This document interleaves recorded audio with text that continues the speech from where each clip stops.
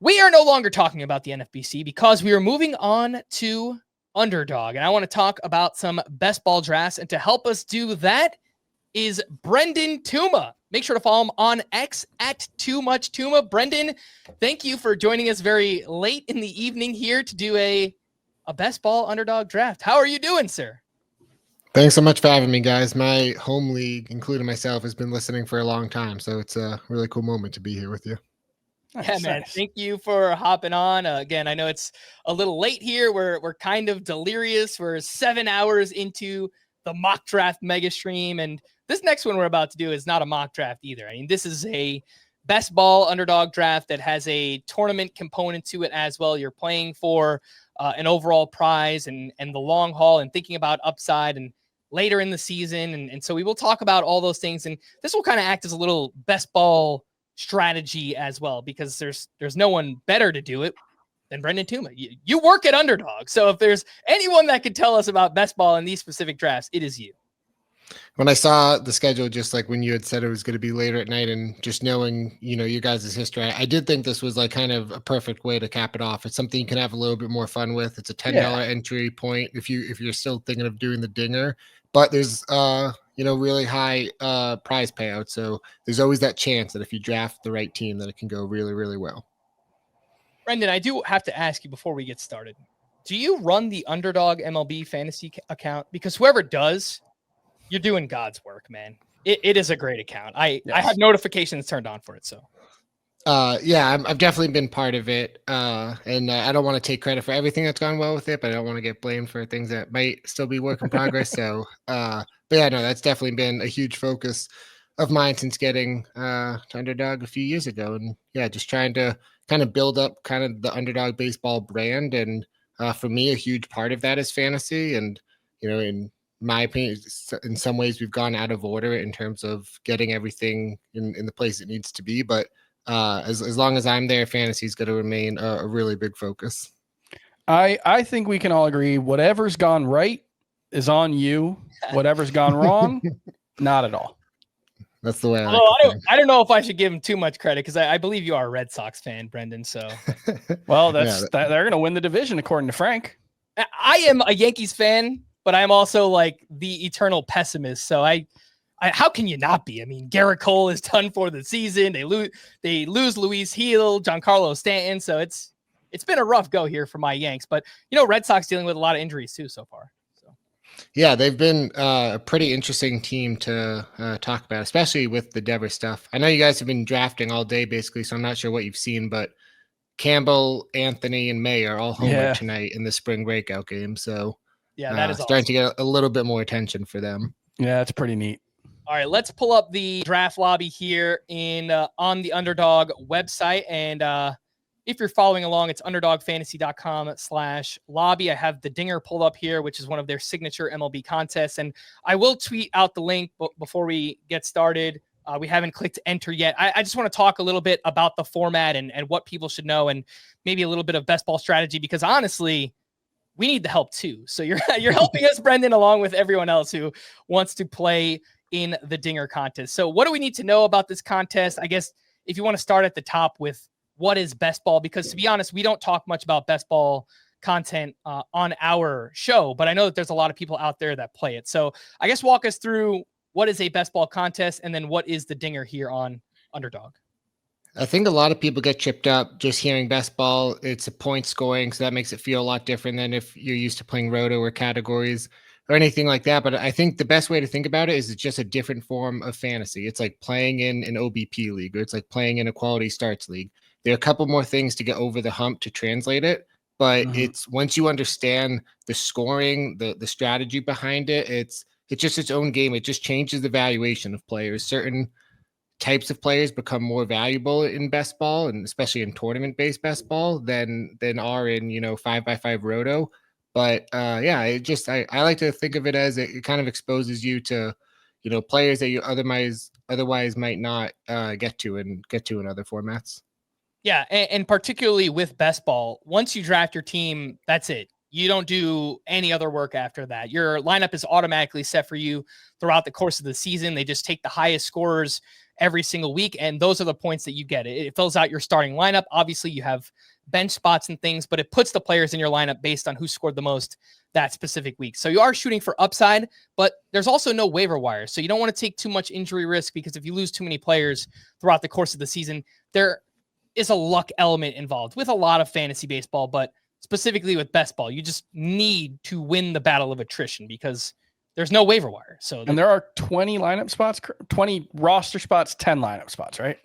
Yeah. So we kept it initially, especially kind of purposely simplistic in terms of the position. So it's supposed to be like a low barrier to entry game, just in terms of not needing to know, 12, 15, 20 deep at every position. But then I kind of think the beauty of it is within that, it's accessible to everyone, but then there's multiple layers. You can go deeper if you want to. It's kind of like a really good video game where, anyone can pick up and play it. But if you want to master it, there are things that you can do to create an edge. So yeah, that balance of, upside and safety is, sometimes I think one of the mistakes people make is they think, oh, I need huge upside. I need to risk it all with every single pick.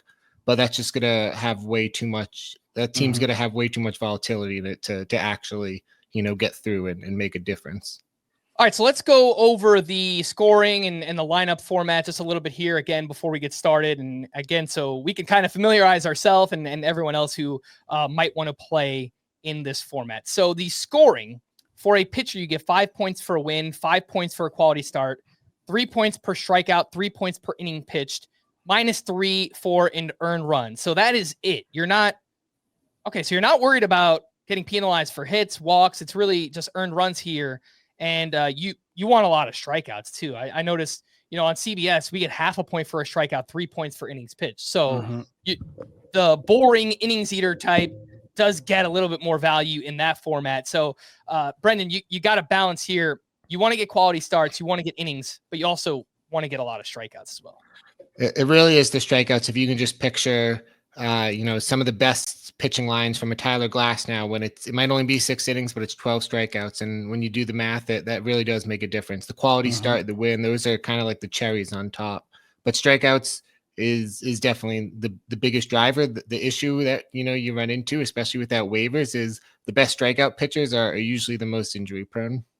Yeah. Yep. Lots of volatility a lot of times with those starting pitchers. On the hitter side, you get 3 points for a single, 6 for a double, 8 for a triple, 10 for a home run, 3 for a walk, 3 for a hit by pitch, 2 for RBI, 2 for run, and 4 for a stolen base. So, Chris, I know you were taking a look at this earlier and you were, trying to figure it out a little bit more, the single, double, triple home run. Brendan, I mean, I can imagine trying to figure out how much value to put on each of these things is it's always kind of a work in progress and trying to figure out what works best here. But based on this scoring format, what types of hitters should we be targeting most with this scoring format? Yeah, I think the simplest way to put it is you can put all that in an auction calculator and use your favorite projection system and kind of see what it spits out and adjust it maybe on a per plate appearance basis. But I wouldn't just overall not focus too much on, the exact differences between double, triple. I break it up into 3 things, plate appearances, because it's point scoring. So that drives volume. Homers are worth the most. You get the run, you get the RBI. There might be multiple RBIs. And then, I don't know exactly. I'm still playing around with how I want to phrase this, but for now, I'm just calling it dynamism, which is kind of this package of stolen bases, runs, doubles. It's those things kind of add up all in one. If the poster boy I use for this is like Jaron Duran, he's not getting that, yeah, he's not getting there just from the stolen bases. It's not Adalberto Mondesi, even his prime, wouldn't be good in this format. You need the steals with the runs, with the doubles, and that kind of all adds up together. So those are kind of the 3 ways I break it down: plate appearances, homers, and then yeah, whatever combination of runs, stolen bases, RBI, and doubles. And all right, so this next part is I think a very interesting talking point. The starting roster each week: 3 pitchers, 3 infielders, 3 outfielders, and 1 flex, 1 utility hitter, basically. And then 10 players on your bench. So it's a 20-round draft. Brendan, how many pitchers versus hitters should we draft? What should be, or what have you noticed is the most common or ideal breakdown of infielders, outfielders, pitchers to wind up with on a team? Yeah, I'll give a shout out to Stacking Dingers. They're a Substack and a YouTube show that does a lot of Underdog MLB best ball content, and they've looked back on previous years, and Underdog releases all the data for the tournament. So if I don't have the skills, but if people have good Excel or coding skills and can figure that out, people are free to play with it. And the most common the short answer is that the staying pretty balanced, 776, 767, however it shakes out. You just don't want to have, a 5 in there for any of the positions. And yeah, there's no need to go to like 9 on any end either. It's staying balanced. It's the boring answer, but it just gives you a fighting chance at every position. What it does to the player pool is it makes outfield really scarce because there's so much few of them, and you'll feel that like while drafting, they'll start getting picked off pretty early. Also, notably, catchers just are barely going to matter. Yeah, you don't need it. You just need 3 infielders. So you don't need a cat. Like William Contreras will probably still be drafted just because he's still so awesome. But I can't imagine there's many other catchers besides that being drafted. I would guess Adley Rutschman's pretty good in this scoring format because of the walks, because of the doubles. But like, yeah, Yainer Diaz, he's never going to walk. He's never going to steal a base, Yeah. I mean, first baseman Wilson Contreras might matter, I guess. Yeah, Yainer's a good one if you plug him into a projection system. My guess is it comes out, lower than you would think if you're just used to playing 5-on-5 roto. The only other thing I'd add to, who's good in the format and everything is sometimes all it takes is 1 or 2 weeks. So there is an element of any player can get hot for a couple weeks. And in best ball, all the money's won at the end of the season. Typically the calendar, the way it lines up for us, because we still end it a little bit early before the actual regular season ends. But I think it's, late August, early September is where a lot of the money's won. And last year, the Diamondbacks were the team that were just absolutely insane. Guys like Eugenio Suarez, you wouldn't think would be good in this format. But if you have him and he gets that hot, especially if, not everyone else has him, it can be a real game changer. Yeah. So looking at the tournament schedule here, because, within this best ball draft, you are looking to advance to the later rounds, try and compete for the championship. It's almost like a playoff scenario, you might say, in like a head-to-head league, but there's no head-to-head component. You're just competing against everyone within the league. So the qualifiers are weeks 1 through 17. The quarterfinals are 18 to 19. Semifinals weeks 20 through 21. And the championships are weeks 22 to 23. And how many teams, Brendan, from each league move on to the qualifiers? It's just like the top team in each league, and then the top point scorers from there just continue to advance. And this is where there's multiple layers to it. It's again meant to stay simple enough in terms of the scoring and the positions, everything. But if you do want to go deeper, you can plug those weeks into the calendar, figure out when they are, who has the most games during that week. Maybe the Rockies have 10 out of 14 games at home during the finals, and that's a reason to try to put some Rockies hitters together.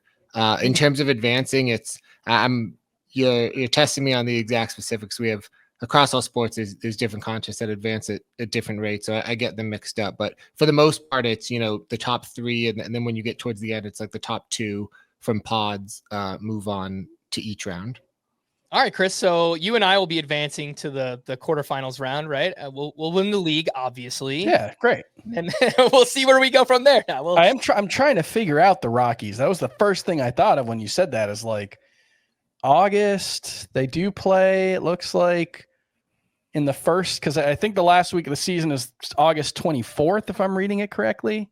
It's great to see like a best ball fallacy, but I feel like I try to get at least one Rocky on every best ball team, just because they can have huge games when they're in Coors Field, right? So why not? I mean, there's not many players on their team we're drafting, but Brenton Doyle for sure feels like he would be in the mix there.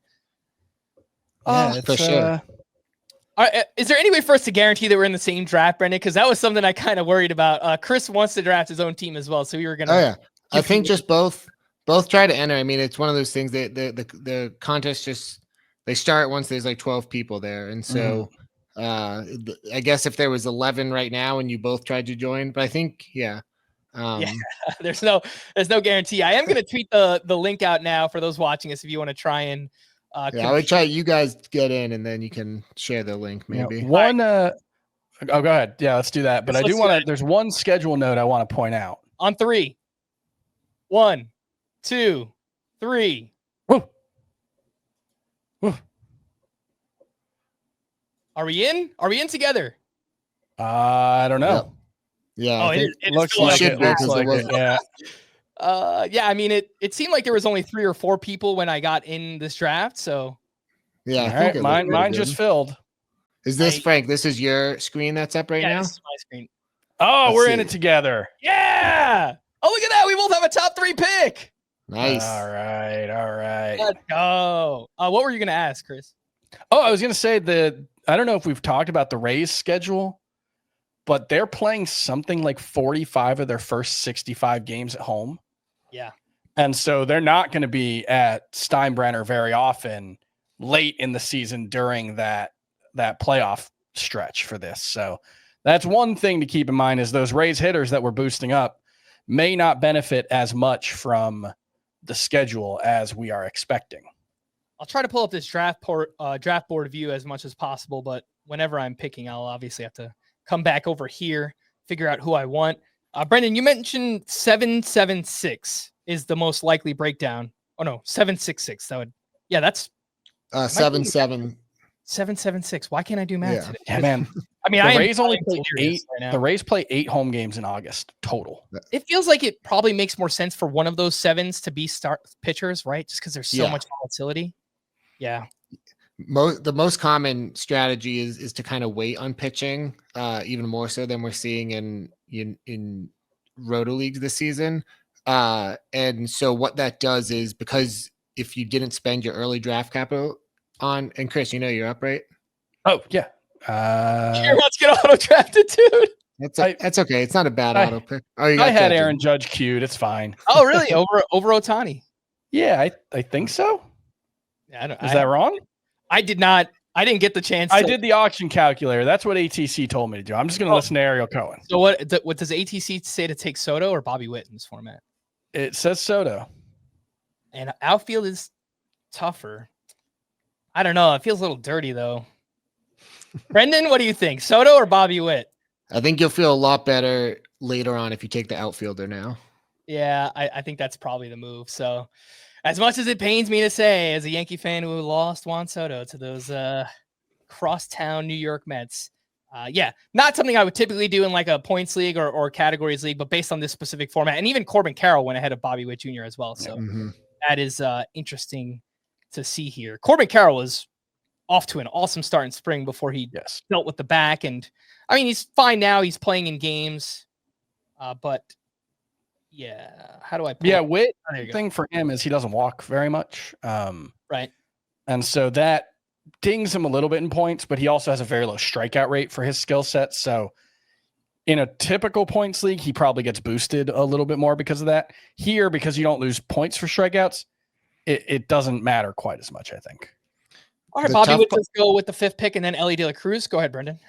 I was just going to add to that. The tough part too about the walks is sometimes the guys who walk a lot, though, they're just statues on the bases, and it's tough then to really get the amount of. But it's the same thing if you're just a speed guy, you're not doing enough with power to get doubles, to get homer, and all that. So it's really like I kind of try to view it through those 3 pillars of plate appearances, homers, and then everything else kind of jumbled together. And it's preferred when someone has 2 out of the 3 of those. Mm-hmm. Next couple picks, Kyle Tucker and Yordan Alvarez. And that feels a little bit earlier than we're used to seeing Yordan Alvarez. But again, I think people wanting to grab outfielders, that does make sense there. Let us know in the YouTube chat if there's anyone else that's in this best ball draft. We do have one. I will pull up your comment on the screen and we'll talk about it. Frank, Chris, I'm in with you. Not so silent majority 1. You are here with us. Not sure what the team name is. Yeah, but maybe it's Tommy Salami. That's a fun name. Who just took Jose Ramirez. Gunnar Henderson as well. I mean, this has been a theme all spring, and I've been asking people all day long, Brendan, but any concern about Gunnar Henderson dealing with the intercostal strain? He's working his way back. He's uncertain for opening day, or do you think around 9th pick makes sense for Gunnar Henderson? I think if you're only playing, one draft sort of thing, I'm the type who in round 1, I just don't want any sort of injury risk, especially something that was suffered this month. But in best ball, I think it's, this is the type of format to just keep thinking about the the outcome when everything goes right for a player. And I definitely, especially if I had multiple drafts, I'd want to get, some exposure to Gunnar for sure. All right. After Gunnar, Jose Ramirez, Vlad Jr., Julio Rodriguez, and Jackson Chourio at the turn. So getting the outfielders there. Brandon, what do you think is more beneficial to get? A 7th outfielder or a 7th infielder? Because I think 7 pitchers makes sense, but yeah, I think it comes back to where you spent your draft capital early. Kind of, if you do start your draft with 3 straight outfielders, maybe you then only end it with 6. And if you're playing catch up in infielders, it might make sense to grab that extra one. So that's kind of the way that I try to think about it. I think there's eventually going to be a clear cliff with outfielders, and at that point, you don't want to keep chasing them up the boards. And again, that's why it'll always just feel the most comfy if you take care of outfield early. All right, after Chourio at the turn, Francisco Lindor, Jarren Duran, Fernando Tatis Jr., and Mookie Betts. That feels a little bit lower than we're used to seeing Mookie. He goes 17th overall here, but he's only an infielder, right? So there's no dual position eligibility. That's correct.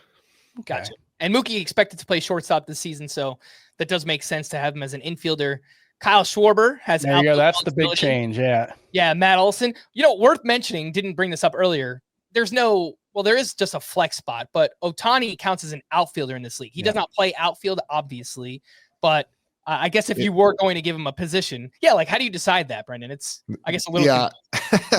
a lot of it is ends up out of our control, and it's never as simple as it seems like it should be. But in the case for Ohtani is that the position is supposed to be outfield / DH. So like Ozuna is, still like the outfield / DH. Schwarber and Ohtani gets lumped in with that as well. But every now and then there's a position that, will slip through or might have cases for multiple options.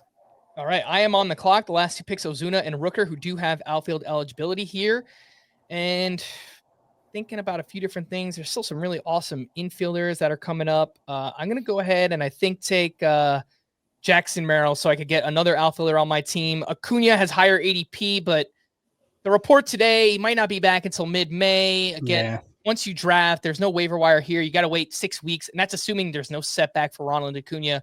He's one of those players, I guess, where if you're thinking the long game and you're trying to compete later in the season, if he comes back and he's Acuna, then I mean he's a league winner in a best ball draft. But you talked me into it. You don't have to twist my arm. So you wound up doing that, Chris, and you have Judge and Acuna, so 2 outfielders. The pick between us was Freddie Freeman, and you're back up. The buzziest guy of spring training's on the board for you. Oh, there you go. Ooh, let's do Skeens. Yeah, why not? Skeens. It will be interesting. I've done 2 other Underdog best ball drafts, and pitching falls really far. That I've noticed. So, I know how tempting it is. Like Tarek Skubal is here in round 3, which you almost never see. But I think there's going to be really good pitchers that are going to be up later on in the draft. So they did not let me get Bryce Harper in the last draft, which means I'm going to go ahead and do it here. Bryce Harper, one of my favorite players in the league, who has just been awesome for so long. And he's sitting in the middle of one of the best lineups in baseball with the Phillies. And, that's something I wanted to ask you about, Brendan, stacking teams. So I think the Phillies lineup is going to be awesome once again. Is that a viable strategy? I took Bryce Harper. Maybe I just load up on a bunch of Phillies later on as well. You definitely want to stack. And what I would encourage to do is just to try to always think of it, 1 or 2 levels deeper. What I mean by that is a lot of people think of their stacks early on getting, okay, I have Matt Olson and Austin Riley. I have Yordan Alvarez and Jose Altuve, but everyone's going to have that at some point, in the tournament. And so I think what you want to do is get a little bit unique in the middle to late round. So again, I keep referencing the Diamondbacks from last season, but in the in-season contest for MLB Best Ball, it was won by a team that had, I think it was like Cattell, Eugenio Suarez, and Jock Peterson, which was kind of a random collection of, you wouldn't think of that as like a stack that you set out to make, but the Diamondbacks were just so hot, and Jock and Suarez, nobody else had them, especially tied to Cattell. So that's kind of the way I would think about it. I would try to attack it in the middle and late rounds to round out a stack. All right. I'm looking up and down the board right now to see. So team 5 has Ozuna and Austin Riley together so far. So, I mean, I think the Braves are obviously an awesome team to stack if you wanted to do that. Team 7 has Kyle Schwarber and Trey Turner together. So picking up the Phillies. Yeah, a little bit of a conscious decision there. I don't see anything else stackable so far. So, I mean, my first 3 picks, Soto, Merrill, and Harper. Padres, I don't think there's huge lineup upside. Maybe in the top half, it could be pretty good, but the Mets and Phillies are 2 teams that I could definitely see myself stacking at some point throughout this draft. So, yeah, it's the type of thing, if you're between just making it up like a Vientos and another similar player, because you have Soto, that could be a reason to take him, sort of thing. And yeah, Right. I think already trying to, the way you were just thinking through who are the middle to late round options that you might be able to get with the stacks you've already started is the right way to go about it. Couple picks here after I took Harper: Teoscar Hernandez, Austin Riley, Tarek Skubal, Trey Turner, Michael Harris, James Wood, and Anthony Santander.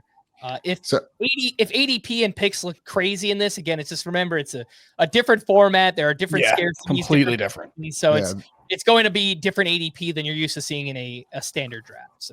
So I'm curious your guys' thoughts on this, because again, like this draft is playing out, even more, a little bit more towards the extreme ends in terms of how few pitchers are being taken. And I've been thinking about this again, just with, traditional fantasy and head-to-head categories leagues right now, as well as I just wonder where that point is where the pitchers get pushed down too far. Kind of, if you guys, I know, play a little bit of football too, but kind of like what happened with the running backs this year, where it just felt like the industry pushed it down too far. And I think being conscious of trying to find that point where that happens and it's becomes a real value is going to be really important, not just this year, but the next couple of years. And I think that, the research that I've done has suggested that the pitcher and running back comp works out really well. The way the positions play, how fungible the positions are, how much they get hurt, how much their success depends on things outside of their own control, means that the way both positions tend to work is the high-end guys, the guys who have done it multiple years in a row, are way more valuable. It's not like a linear drop-off in terms of value. It's the high-end guys are up here, there's a steep drop, and then kind of everyone else is very flat. And so, I don't know specifically how that impacts this format, just because I don't have a lot of experience with this scoring system, but that's what my research has shown on pitching as a whole. And I do think, like this year for fantasy football, like you said, clearly everyone went too far in fading running backs. And if you were the person who took Saquon Barkley, took Derrick Henry, like it worked out really, really well for you. So so there's going to be a pivot point at some point. And like this draft that I'm seeing play out in real time here it feels very extreme. Yeah, I mean, there's only been, I believe, 2 starting pitchers taken. Yeah, Zach Wheeler is still there in the 4th round, and I'm probably not going to take him. That noise I made was Jazz going. I don't typically target him, but I was going to take him in this format. I'm going to take someone else I don't typically target, and that is O'Neal Cruz, who I do think still has a lot of upside. From a season-long perspective, I worry about some of the floor things and not hitting lefties and strikeouts and too many ground balls. But I also recognize the upside is still massive. And so if it comes together here, I think he's like 26 years old, whatever it might be. There's still massive upside on like a weekly basis. So being able to garner some of that, not the best lineup. So I don't think I'm going to be stacking the Pirates lineup at any point. But yes, I'm willing to take an O'Neal Cruz in a format like this compared to the normal standalone format. So at the next pick was Adolis Garcia. Chris, you selected Brian Reynolds. I haven't started stacking yet. And then Ozzie Albies is your next pick. So you do have a stack. Chris, you have Braves. You have Acuna and Albies. Oh, there you go. We got a stack. A stacking expert right here. This is the point where I'm hoping to start a pitcher run, and I might just wind up not timing this out correctly. But the fact that Zach Wheeler is there in the 5th round and there are so many picks between now and my next pick, I'm going to take Zach Wheeler and hope that it does start a bit of a pitching run, and then maybe some other hitters fall back to me here. But Garrett Crochet did go right before you, though. Yeah, and look, he has about as much upside as anyone, right? Like we talked about this, Chris, from a skills perspective. Is there a huge difference between Crochet and Paul Skeens? Not last year. Yeah. Crochet had the best K- walk ratio in baseball. Well, let's ask the Red Sox fan. Brendan, how do you feel about Garrett Crochet, his ability to stay healthy, which he did last year, but we've never seen like a full 160, 170 inning season out of him. What do you think about that ability and how the Red Sox will use him? Will he just be used like an ace starter and they let him go, 6-7 innings out every time?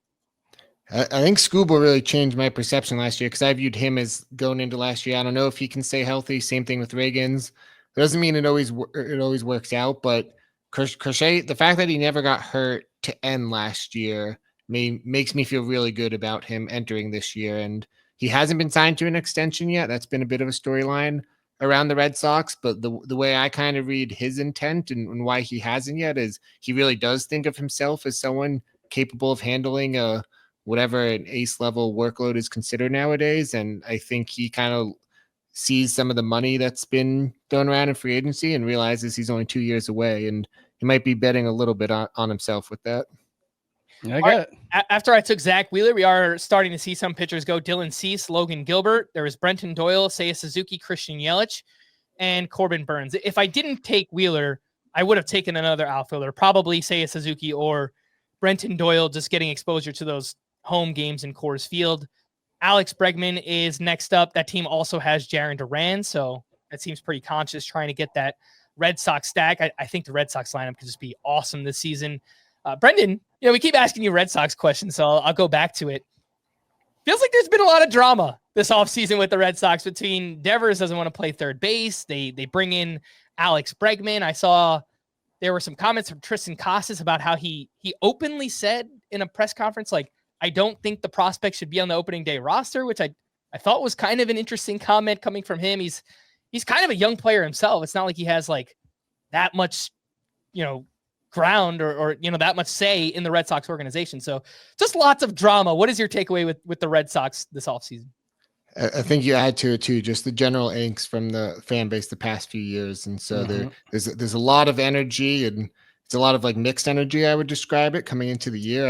I do think especially the way spring training's played out with Cole and Grayson Rodriguez and maybe Gunnar Henderson, the AL East feels really open, or especially you combine that with how late in the game Bregman signed and now what, the expectation is kind of going to be reinforcements from Anthony and Campbell and that sort of thing. And the Red Sox have had a few minor injuries as well, but the division does feel open in general. And it's one of those things, I think if they're winning, all that goes away pretty quickly, and especially in Boston. All right. After Corbin Burns back in round 5, there was Bregman, Randy Arozarena, Cole Reagans, and then round 6, Luis Robert, Junior Caminero, Brandon Nimmo, CJ Abrams, Jose Altuve, Chris Sale. So still not as many pitchers as I thought would be gone. I mean, there was some that went, but only 5 went between, my previous pick and now. So I thought maybe there would be more pitchers going. This is where, again, Chris, going back to the running back analogy and kind of where that pivot point was this season. But to me, the hitters that I'm seeing coming up on the draft board are starting to feel pretty flat. They're starting to feel pretty similar to each other. Production that might be able to be cobbled together, strategically later in the draft. And this is where there's still some pitchers that feel like they can be separators. Mm-hmm. Yeah, I think one of them just went off the board. Blake Snell. Blake Snell, who on a per start basis still has massive upside here. So outfield is starting to thin out a little bit, and I'm going to shoot for a little upside here, and I'm going to take Dylan Cruz to pair with my Juan Soto and Jackson Merrill. So 2 second-year players, not the safest floor, I guess you could say, but shooting for some upside. I still don't have any stacks going on unless you want to count my Zach Wheeler and Bryce Harper. Does that count as a stack this season, Phillies? No, I don't think so. But maybe if Bryce Harper hits a home run, it helps Zach Wheeler get a win. That's the Phillies galaxy brain thinking right there. But if the Phillies just get super hot as a team, they go on a 12-game win streak during the best ball finals. There you go. I guess that's one way to think about it. It does start to feel like the hitters are flattening out here, but just taking a look at outfield, it gets a little gross. Here. So yeah, and that's where you start talking yourself into, again, just And this is kind of, in my opinion, part of the fun of best ball too, is talking yourself into, all I need is, this player to have a few hot weeks during the season, so he makes my lineup those weeks, and hopefully maybe some of those hot weeks happen during the playoffs. All right, I am on deck. Chris, at the turn, you took Jason Dominguez and Marcus Semien, so you still only have one pitcher, right? That's Paul Skeens. Yeah, still just Skeens. Okay.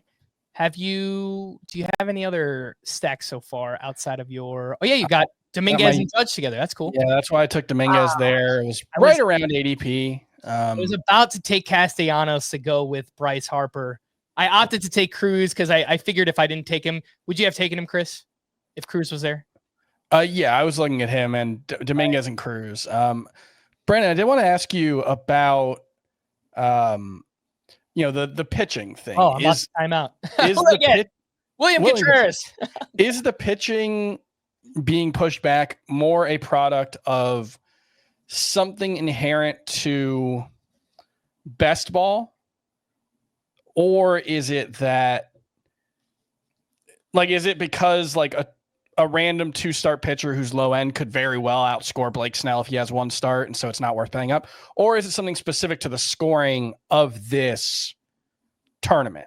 Or is it a little bit of both?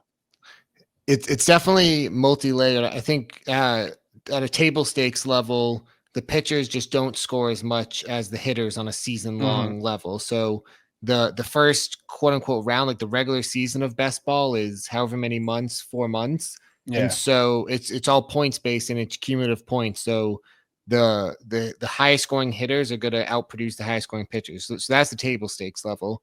This contest started in 2021, I think was the very first one. It was a lot smaller back then. It's gotten bigger each year, but the data shows now that we do have 5 years of data. It's not, a ton, but people quickly figured out that in consistently taking pitchers in the 2nd, 3rd, 4th round was just not advantageous. And then so there's that narrative to it too.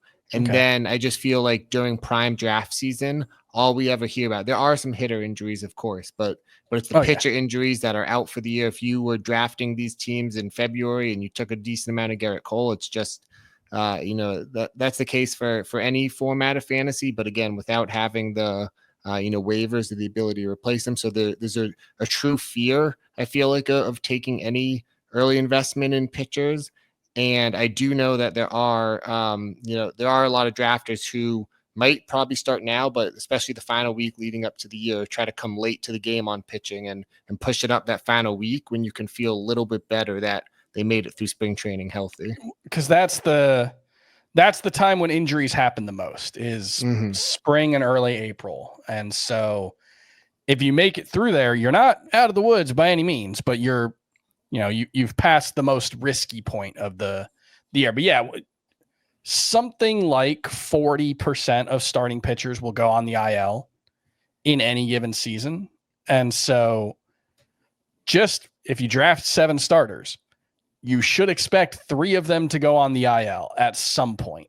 And that's, if it happens at the wrong time, you don't have a lot of alternatives on your roster. Brendan, I would like to put in a formal request to add a catcher position, because I got William Contreras, unfortunately, with my auto pick. It's a 30-second clock, so I think that's a good kind of teaching point. That's tough. It goes fast. You have to be ready to go. And I kind of got caught off guard because I wanted Nick Castellanos to do that Philly stack, and he was gone. For my money, I love William. Even in this format, he's probably the only catcher that can hang. Maybe Adley. The plate appearances for the others are just really low. That said, Salvador Perez can get hot for a couple weeks. He can get really hot for a month. Again, if that happens for the finals, you still want Salvador Perez, even though he might not have been a great process pick just by thinking through the playing time. But anyways, William plays so much that he makes it work for this format. Last year, he got off to that great start in an in-season contest. He was going in the 3rd round. So I think, there's a case to be made that you got him even at a little bit of a decent value. All right. You're welcome on whenever you want to come on. You like my picks. You like my auto picks. That's great. And, I mistimed the pitcher run by 1 turn because I took Zach Wheeler in round 5. And then it was here in rounds, 7 and 8, where a bunch of pitchers are coming off the board here. So, and kind of sucks because I wanted to take a picture when I got auto picked William Contreras. I was talking and I wasn't making picks, and so that's too much yapping. Too much yapping. We've done a lot of that today, Chris. A lot of yapping, buddy. I am looking at it and like, when did you take you took Jazz, right? No, I wanted to take Jazz, but I missed him by one pick. He was round 4, I believe. Okay, yeah, I'm thinking like maybe Jazz instead of Skeens to have that Jazz, Dominguez Judge stack might feel a little better, but you know what? I'm doing it, man. I'm doing it on a per start basis. I'm taking Jacob deGrom in round 8. I mean, it's crazy. Like I might only get 2 or 3 starts out of him. But if I'm shooting for the upside at this point, it's all the other pitchers I'm looking at here. Like Roki Sasaki has the same ADP. It's like, how many innings am I going to get from Roki Sasaki? And there are other guys, like solid pitchers that I can get later. So I think I could just build some safety around Jacob deGrom, where even if he's out for the entire season, if I can, build safe around him, then I'll feel all right about that one. Yeah, and all that talk about limiting his innings early. Well, that's certainly less of a concern when you're talking about, if he's limited early, okay, that's not great. But if he's fine in August and they're letting him go 6 innings and he's dominating, that could work out well too. Yeah, outfield's getting a little rough here, man. I just took a look at outfield and, we're up to outfielder 42 in ADP. So again, just put that in perspective. It's, guys like Lane Thomas and Jorge Soler that we're looking at drafting in round 9, but you need to wind up with 7 of them or 6 of them by the end of the draft. And so I understand why this happens, why they're getting pushed up the board. Go ahead, Brendan. I felt like you wanted to say something. I cut you off. No, I can talk while you pick. This is where I kind of think the little micro edges start coming into play. And I think there's a certain element of always wanting to, whatever draft room you're in or draft applet you're working off of, to respect ADP or the default rankings at some point. But I've been outspoken about it. I think a lot of underdog drafters, as you can tell from the draft board, they really understand the macro dynamics of outfielder versus pitcher in particular. But I don't always think that the ADP in terms of the player evaluations comes out in the right order. So like when you pulled up outfield just now and seeing, Lane Thomas and Jorge Soler kind of back to back, like I just think that's so wrong, and that Lane Thomas isn't even in the stream stratosphere. So like there is an element of nailing the positions, but I sometimes think just a pure like player eval perspective to underdog would work really well as well. Yeah, no, I think that totally makes sense. And I did take Jorge Soler, this is much earlier than we're used to seeing him go. I mean, I took him 99th overall, but for me, it's just the opportunity cost. Like if I wait until later, what are the outfielders going to look like? It's just, I know it turns into a lot of platoon bats and things. And I still do like Jorge Soler, and he's looked good this spring. And, if he gets hot, he's one of these guys that can blast like 30 plus home runs. So looking for that. I don't have any stacks yet, so that's kind of feels like a problem. Chris, I saw you took Jake Berger to go along with your Marcus Semien early on. Yeah, I've got 3 stacks in progress. I don't know if I'm overthinking it, but that's where I'm at right now. I probably reached for Berger a little bit relative to ADP as well, but maybe it'll work out. Look, I'm learning. I'm along for the ride here as well. Brendan, be honest. What do you think about my Jacob deGrom pick? Is this the right time to take a shot, or is it just crazy? Yeah, I think that's actually what made me first think of the ADP comment and not even the outfielders, because Glasnow is another who just went even like a full round later. But we talked early on about, prioritizing strikeouts and just those starts where it's, a 12 strikeout game sort of thing. And to see guys like deGrom go after, I'm trying to look at the list here, but just like a Nola type or even a Pablo Lopez, I feel like the true deGrom ceiling, and in this format, you're playing to win $100,000, not just, $10 sort of thing. And so, yeah, I do like that range of deGrom, and I think Sale went late, like Sale, deGrom, Glasnow in the middle rounds, is all of those guys are live for me. Yeah. All right. After I took Jorge Soler, there was a ton of picks. Roki Sasaki, George Kirby, who's dealing with the shoulder, Jordan Westberg, Eugenio Suarez, Tyler Glasnow, Hunter Brown, lots of pitchers going now. Lane Thomas, Freddie Peralta, Elliot Ramos, Sandy Alcantara. Sandy? Tell me about it, Steph. Shota Imanaga, Luis Castillo, and Ezekiel Tovar. So another Rocky going. I was actually considering Tovar. Yeah, for those home games, man. I get it. It feels for Imanaga. I wonder if people are just kind of scared off by his spring has not been so great, and his velocity was down the other day. So I wonder if people are getting a little scared off by Imanaga. Probably a little bit of that, yeah. Yeah. What were you going to say, Brendan? Now I'm trying to remember what I was going to say. The Rockies and other ballparks. It's just kind of thinking through the underdog format and those positive run scoring environments. It's forced me to dig, a little bit deeper into the baseball savant and park factors and trying to figure out.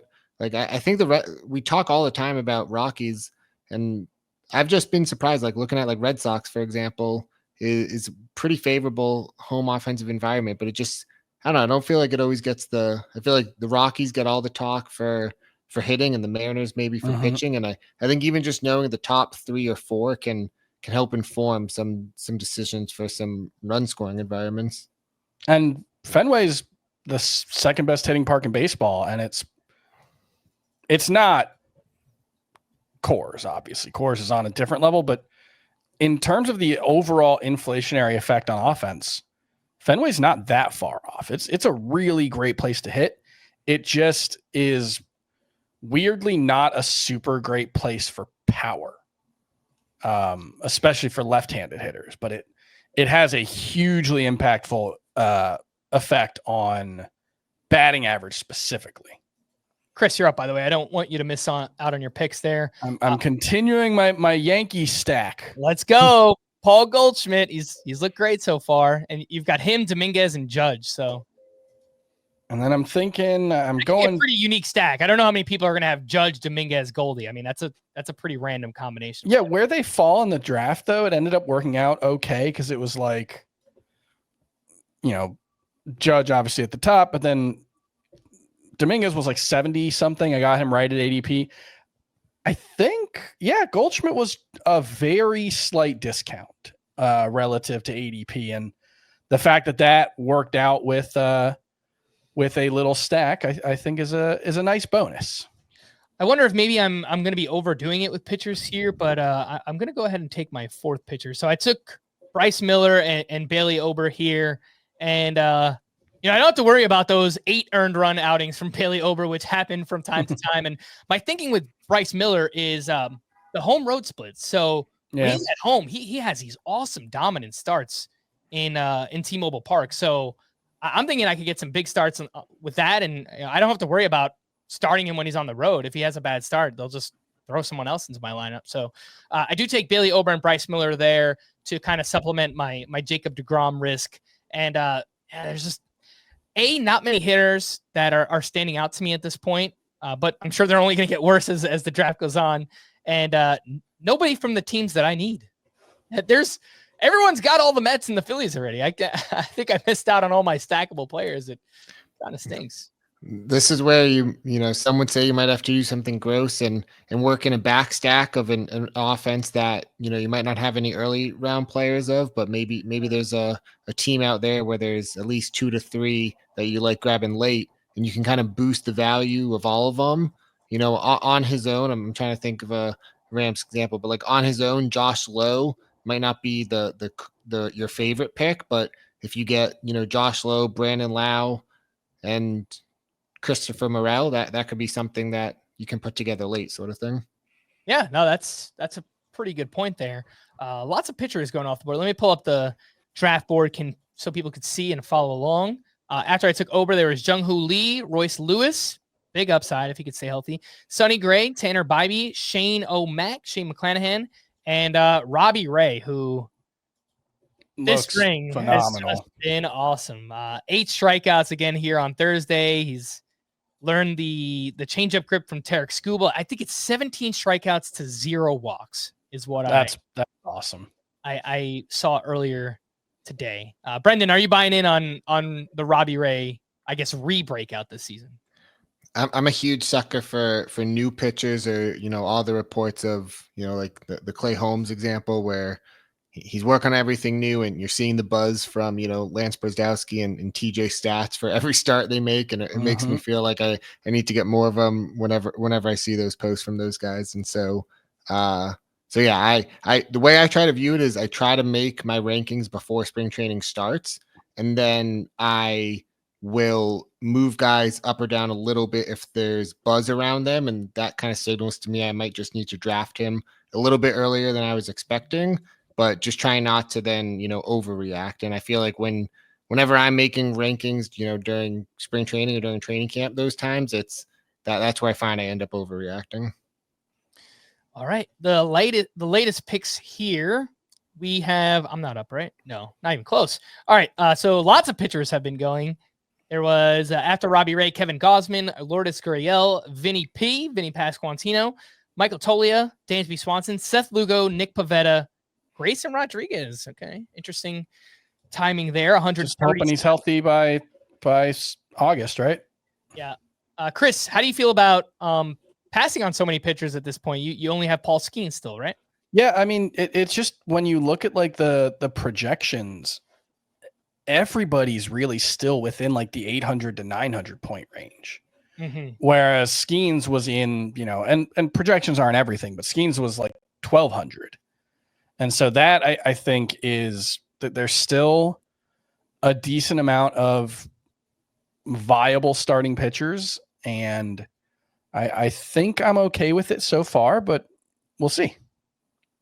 All right. It was really common. Oh, sorry. I was just going to mention it was really common last year when Strider was going. I think he was going even earlier than Skeens, but like to take Strider and then basically say to yourself, he's making my pitching lineup every week. And then the math changes. Then you only need 2 more pitchers. Yeah. Yeah. I wanted to take Josh Lowe and he just went. So I was thinking about doing exactly what you brought up, Brendan, and trying to build that like backdoor Tampa Bay Rays stack. But there goes Josh Lowe, who, I think in Swamp Brenner Field, it could be a big bounce back season for him. I'm going to go ahead and get my stack here and pair Alec Boehm with. I was going to mention Boehm for you. Thank you. I appreciate that. I'm thinking about if there's any other players that I can kind of find to put together. I've got 4-4-4 at this point. 4 infielders, 4 outfielders, 4 pitchers. I have no idea if that's what it should be. I mean, obviously there's balance at this point in the draft, but if you look at the outfielders, like the top name is Matt Wallner. So it's that's not great. Not the best. Those guys are the toughest for me. The lefties that it's not just that they sit against lefties, is that they might get pinch hit for mid-game, and just trying to project what that does to weekly volume, it makes it really hard. Yeah, I totally get that. I was thinking about doing that too, Chris. Well, I was actually trying to get a pitcher there, and I timed out. I didn't get to it in time, Let's back it up. No. I was going to take Nolan Jones and maybe kind of build out a little Rockies stack here for when they're at home, but that will not be the case. All right, let's see if there's anyone in the outfield. Yeah, I was disappointed to see Michael Toglia go because my plan was a Toglia Nolan Jones stack there. And, you could argue that's not the best stack, not the best plan, but I liked it. You can, I know you're up right now, Frank, but another time when you have more of a stack in that low search bar, you can type in, Phillies. Okay. I was wondering. Rangers, whatever it is. Yeah, that would have been. Now you tell us, Brendan knows. I went ahead and took Garrett Mitchell. I got William Contreras early on, so trying to build out maybe some of the Brewers, some of the Phillies here on this team. I don't know if there's any others left. I guess, you know what? Let's try that function. Let's see what we could do here. So Phillies. You got Stott still out there? Yeah. You got good pitchers. Oh, all right. Little I don't want to say his name, but this guy right here. So maybe he'll be a late round pick for me. What else? I've got Mets. A lot of their best guys are gone. Oof. All right, Mets stack. You're out the window. It's Juan Soto by himself. Who are some of my other top picks? I got O'Neal Cruz. Pirates. Oof. Yeah, that's not happening either. I think Brewers might be it. Let's see. I just took Garrett Mitchell. Yeah, there's not a lot. Yeah, I mean, man, if you could get Rhys Hoskins hot at the right time. Yeah. Phillies make might be your best bet based on think those so. options.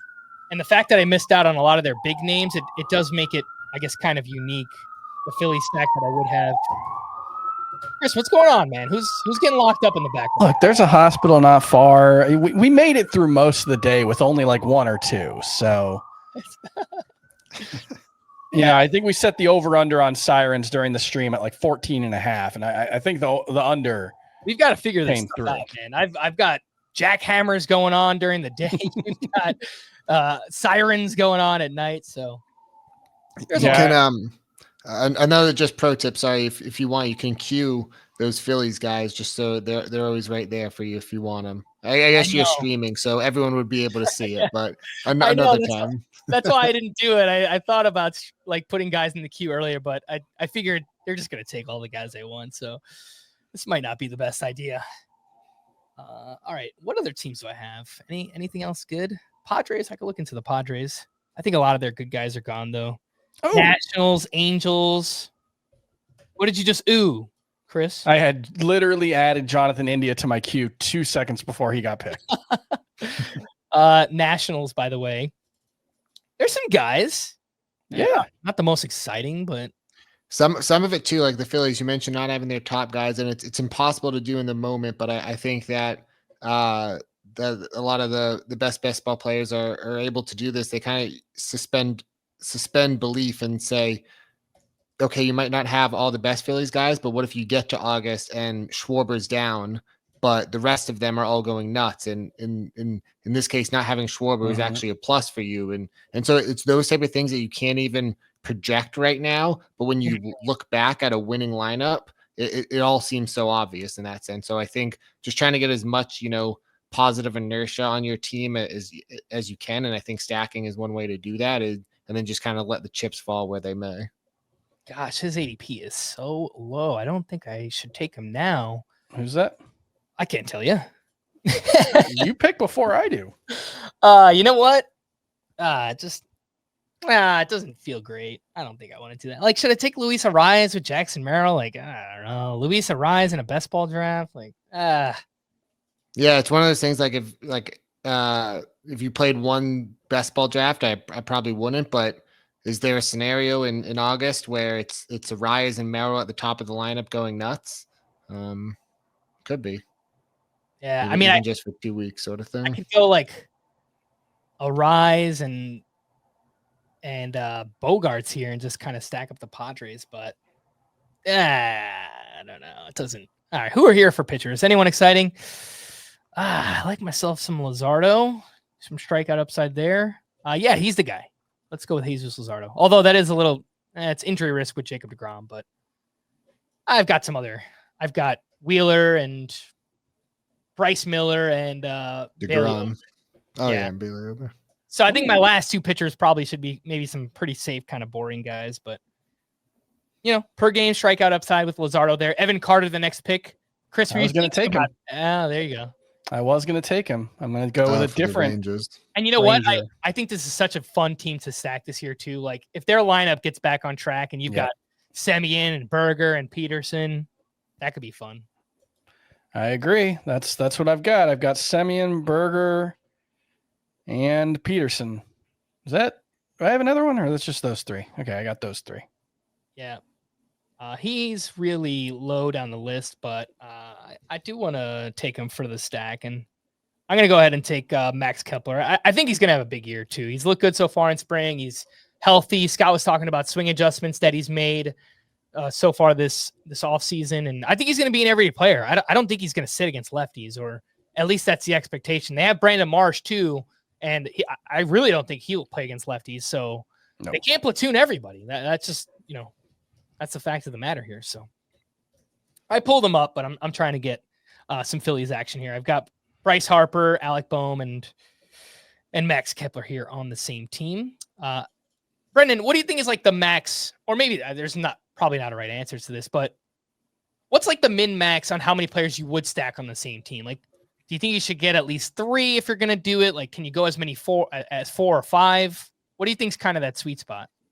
Yeah, there's still, I think, more just time needed to understand more specifics about stacking. There's some signal that points to it as being something you want to do, but then when you start looking more into it, I'm trying to think. It was 2 years ago. I think Lane Thomas did really well, and some data showed that like stacking nationals was a success, but that might have just been if you had took Lane Thomas late, you benefited from that. So it's a long way of saying that the exact add-on stacking there is kind of just something that you want to mix in and do right now, and it can be done in multiple ways. It can be getting 2 to 3 players from 3 teams. It could be 2-4 player stacks. There's different ways to do it, and I think the thing that I try to think about is it's a really big contest, so you do always want to get value, and I always want to be willing to get unique. Like your Kepler pick is a perfect example. Harper, Bohm, Kepler, that's a unique combo with Wheeler and Luzardo shoving and racking up those wins during that final stretch. Let's go Phillies. Should I go put the jersey on? I can throw it on. Let's go Phillies. All right. What else do we have? I mean, it's like too late for me to just catch everyone up on picks, but let's see if there's anyone interesting that's been drafted. Parker Meadows, we'll see if he's healthy by opening day. Ryan McMahon, you're getting those Coors Field games in there. Brandon Pfaadt, Jackson Jobe, if he can ever get strikeouts, we keep talking about this, but the stuff looks nasty. It's just, we really haven't seen big strikeouts yet. Mm-hmm. Someone who could get a lot of strikeouts is Nick Lodolo, who went there on the turn. He had 6 strikeouts today, I believe, in 4 innings of work. And he's always had good stuff and strikeout ability. It's just, he needs to stay on the field and I guess develop a little bit more consistency. Ryan Pepio is an interesting one because I think the talent is there. It's just there's a lot working against him moving out of Tropicana and into George Steinbrenner Field. And he was so dependent on his fastball for whiffs last year. Yeah. And I just worry with the ball not moving the same outdoors if that's going to work for him. But I will say I watched his most recent spring start and the fastball still looked really good. He was still getting like 19 inches of vert on it, which is elite. If that changeup plays up the way it was supposed to, and it started to at the end of last season, he could have multiple elite whiff pitches. And I'm worried about it. He's not someone that I love, but he was in my queue in this like tournament mode. Yeah, I think that upside is worth chasing, especially with, they're not going to play a lot of games at Steinbrenner Field at the end of the season, like I mentioned earlier. So yeah, that's fair.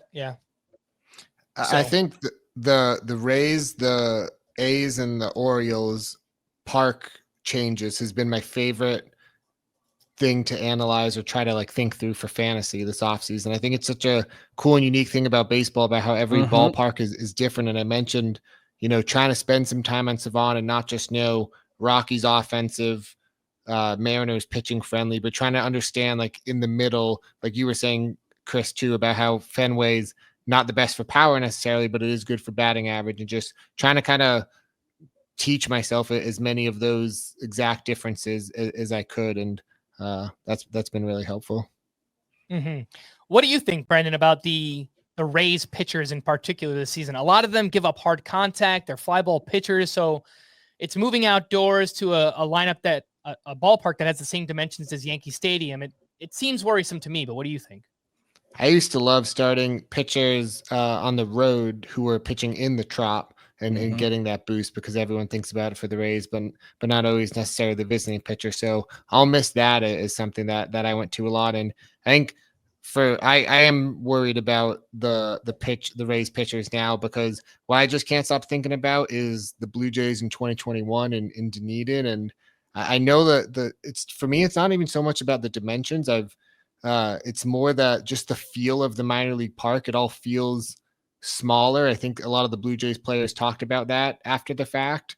And there's less like foul territory, for instance, like it's all really condensed. And so I just think there's a little bit of extra factors that make me believe that if things go crazy in one direction, that it will be pretty offensive. I think the error bands are pointing more in that direction than The it playing one- more neutral. You know, the thing I worry about in Sacramento specifically is it is not a major league facility in terms of like the locker room. Like I think I was reading the clubhouse is in the outfield.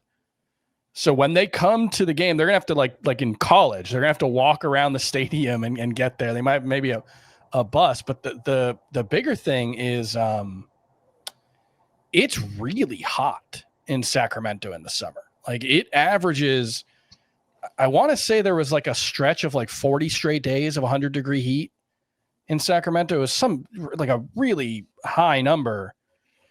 The one thing I worry about offensively there is just like those everyday players, the guys standing out in the outfield, that might take a real toll on them in a way that is impossible to factor in beforehand. But it's something that like, if we get to the end of the year and, you know, Lawrence Butler only played 145 games, but he was healthy, but they just had to give him extra days off, or, you know, Brent Rooker, whoever it is, like that wouldn't necessarily surprise me, just because it's going to be, I think, just from a physical standpoint, the toughest place to play in the majors. And that matters over 162 game season. Like that, those guys could get pretty run down.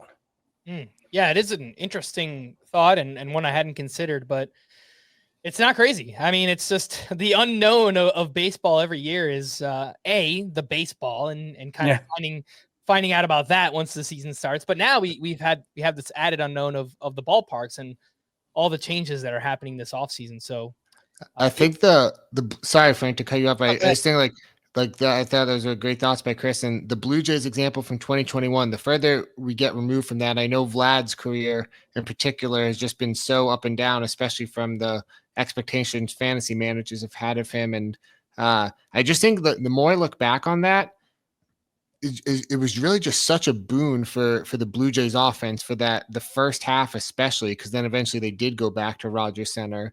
And I know they were in Buffalo at some point in between there too, but the Dunedin stretch was really favorable. Yeah. So I've just kept that filed away. That I think the Rays and A's, if again the best way to describe it is the error bands. If it leans anyway, I think it could be pretty offensive.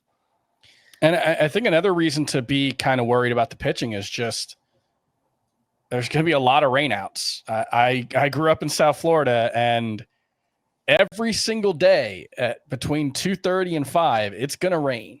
And you just, you know, growing up as a Marlins fan, there were a lot of times that you think the game's going to start and they maybe get one inning in, and then you lose your starting pitcher for, you know, after 1-2 innings, and they're going to try to pick those games up and play them because they know they've got to get through the whole season. And there's going to be a handful of rain delays that just wash out a start, and it's going to be pretty frustrating. All right, I just took Nestor Cortez, who I think is my seventh pitcher. So I think I'm done with pitching. I wound up with Zach Wheeler, Jacob deGrom, Bryce Miller, Bailey Ober, Jesus Luzardo, Nathan Eovaldi, and Nestor Cortez. So there's more injury risk than I wanted after Jacob deGrom. Like Luzardo has had injury risk. Eovaldi has as well. But if you look at all the pitchers here at this point, it's who doesn't have injury risk, right? It's Walker Buehler is at the top of the list, and Reese Olson, we like him as a sleeper, but he dealt with the shoulder last year. And then just like the boring guys are really boring. So I didn't like Merrill Kelly. I guess I could have talked myself into that. But how much per start base upside is there with a Merrill Kelly? So yeah, I will be going with the 7 outfielders, 7 infielders, 6 pitchers approach, and just hoping that Skeens is in there every week. And 2 of right now, it's Justin Steele, Zach Eflin, Ryan Weathers, and Reese Olson. And I'll take one more with my last pitch. Just hoping 2 of those guys are good enough every week to hang. I don't know. I hope so. Yeah, you took you mentioned Ryan Weathers there at the turn, along with it was Reese Olson. Reese Olson, right? Right as you were bad-mouthing Reese Olson, I hit draft. I like him, though. I mean, I like Reese Olson. If he could stay healthy, we both think he's a good pitcher. He's got 2 pitches 2 secondary pitches with a whiff rate over 40%. It's, he's just got to mature a little bit as a pitcher, figure out the pitch mix a little bit. His four-seam fastball is just so hittable. So, yeah, I think there's been some improvements with his sinker this spring. We're talking about Reese Olson, right? Yes. Yeah, I think his velocity and movement on the sinker are up, so that's a good sign because that is a path. His changeup and slider are such good swing and miss pitches that I think he could live with the sinker as his primary pitch, as his primary fastball, not missing many bats with it, but when they make contact, it's weak contact, and the changeup and slider could be, should be really good put away pitches for him. Mm-hmm. We are in the second to last round here. There was a pick that just came up that Bubba Chandler. I meant to call you Tuma, Brendan. I kind of put them together like, oh, Tamu. He's Tamu Brendan. No, but there are prospects here that are being drafted. Bubba Chandler. What do you think about drafting prospects, especially prospect pitchers? Like Matt Shaw just went too. He's not a pitcher, but he is a prospect. So what do you think about taking prospects in a best ball draft like this?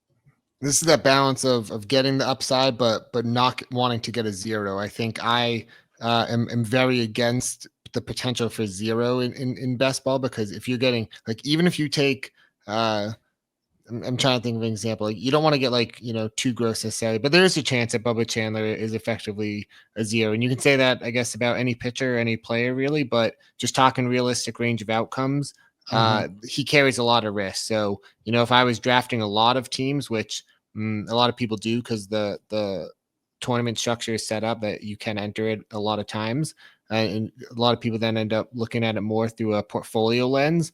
I would not want to be overweight on prospects like that. All right. Yeah, I think that makes sense. I mean, we might have said something similar about Paul Skeens last year, and then he came up and he was one of the best pitchers in baseball. So it's not impossible. No one knows.